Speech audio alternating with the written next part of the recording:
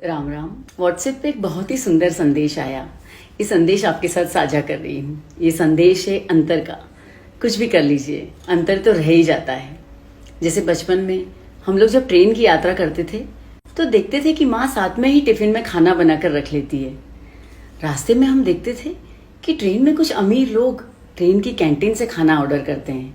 हम पिताजी से पूछते थे कि हम ये खाना क्यों नहीं खा सकते।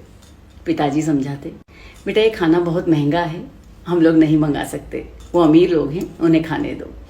और आज जब हम देखते हैं कि हम भी वो खाना मंगा कर खा सकते हैं, तब वो अमीर लोग अपने घर से खाना लेकर आते हैं सेहत की खातिर। आखिर अंतर तो रह ही गया।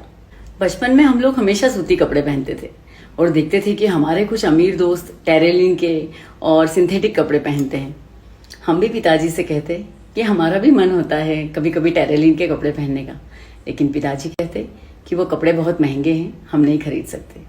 और आज हम टेरेलिन के कपड़े पहनते हैं तो सूती कपड़े बहुत महंगे हो गए हैं और अब अमीर लोग सूती कपड़े पहनते हैं। फर्क तो रह ही गया, अंतर तो रह ही जाता है। बचपन में अगर कोई कपड़ा फट जाता था तो माँ उसे बड़े सलीके से सिल देती थी, या फिर पिताजी लॉन्ड्री से रफू करवा लाते थे और हम उसे खुशी खुशी पहनते थे। बस फर्क यही था कि हम उस रफू वाले हिस्से को छुपा छुपा कर पहनते थे। लेकिन आज अमीर लोग फटे हुए कपड़े बाजार से महंगे दामों में खरीदते हैं और हमें इतने कपड़े हो गए हैं कि फटे हुए कपड़े पहनने की जरूरत नहीं बची। आखिर अंतर तो अब भी रह गया। जब हम छोटे थे तो साइकिल बड़ी मुश्किल से खरीदी थी और वो अमीर लोग स्कूटर पर स्कूल कॉलेज जाते थे।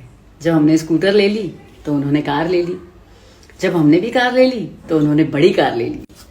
अब हम भी बड़ी कार लेने लायक हो गए हैं तो वो अमीर लोग साइकिल चलाने लगे हैं। अंतर तो अब भी रह गया। बचपन में माँ अक्सर ज्वार की रोटी बना लेती थी और अमीर लोग हमेशा गेहूं की रोटी टिफिन में लाते थे। हम भी माँ को कहते, माँ रोज गेहूं की रोटी बनाया करो ना, लेकिन माँ कहती गेहूं महंगा है। और आज हम गेहूं की रोटी खा सकते हैं और वही अमीर लोग सेहत की खातिर ज्वार और बाजरे की रोटी खा रहे हैं। अंतर तो फिर भी रह गया ना। कभी भी दो व्यक्ति और परिस्थितियां एक जैसी नहीं हो सकती, इसलिए जो है जैसा है उसमें खुश रहना सीखें।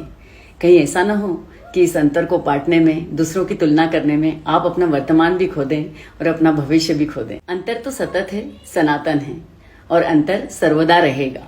इसलिए जो है उसी में खुश रहना सीखें, क्योंकि खुशियों की, प्रसन्नता की कोई परिभाषा नहीं होती। यही इस संदेश का माध्यम है। प्रतीक्षा नैयर की तरफ से राम राम।